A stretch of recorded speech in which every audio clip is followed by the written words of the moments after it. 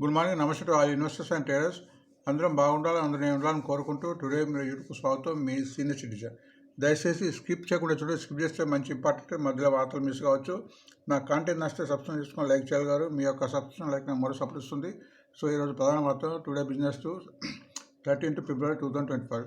So ఈరోజు మనకు topic cover అయ్యి national international index, India VIX, PCR Nifty ratio, fundamental shares, latest news from 15 news papers, 15 papers, రకరకాల news.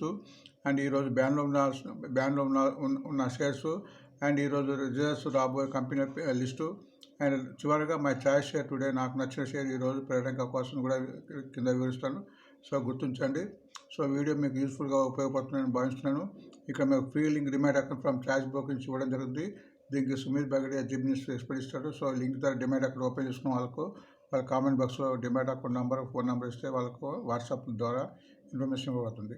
So ప్రతిసారి చెప్తున్న fundamentals తగ్గినప్పుడు ఎటువంటి ఆందోళన చేయకుండా దాన్ని యావరేజ్ చేసుకొని మళ్ళీ 50% పెరిగినప్పుడు 50% ప్రాఫిట్ బుక్ చేసుకోవాలి.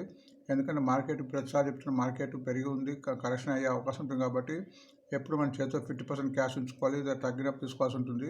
సో అది గుర్తించండి. ఫండమెంటల్ స్టేట్స్ని కొనడానికి ప్రయత్నించండి.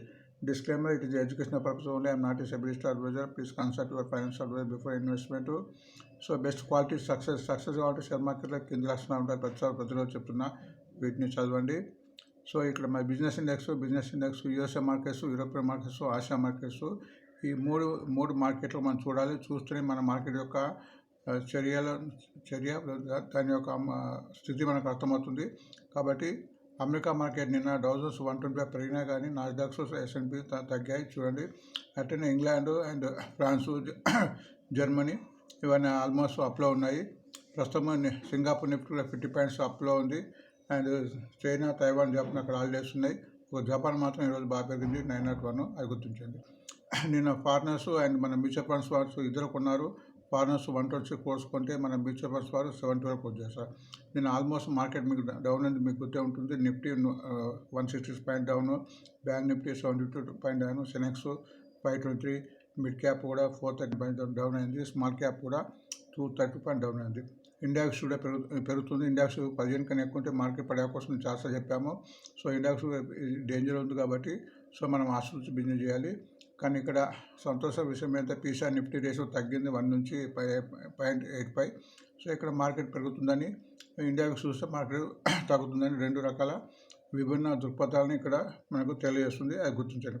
కాబట్టి మనకు దీన్ని బట్టి మనకు తెలిసింది ఏంటంటే కొద్దిగా మార్కెట్ వాలటిలిటీ ఎక్కువ ఉంది కాబట్టి కొద్దిగా కాషియస్గా ఉండాల్సిందే.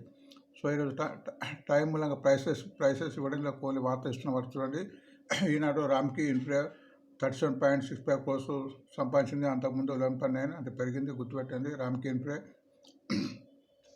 నెక్స్ట్ సెకండ్ వార్త జూపిటర్ వ్యాగన్స్ తన ప్రొడక్ట్స్ వెరైటీని చేంజ్ చేయబోతున్నట్టు చెప్తున్నారు. వ్యాగన్స్ కాక మిగతా సప్లై కూడా చేద్దామని డిసైడ్ చేసింది.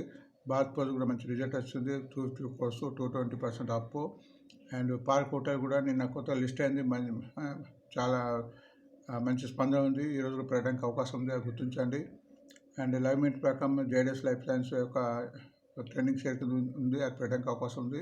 అండ్ నేషనల్ ఇండియా కూడా ఇంటర్నెట్ 7 రూపీస్ డివిడెండ్ ఇచ్చింది. దాని రికార్డ్ 15th గమనించండి.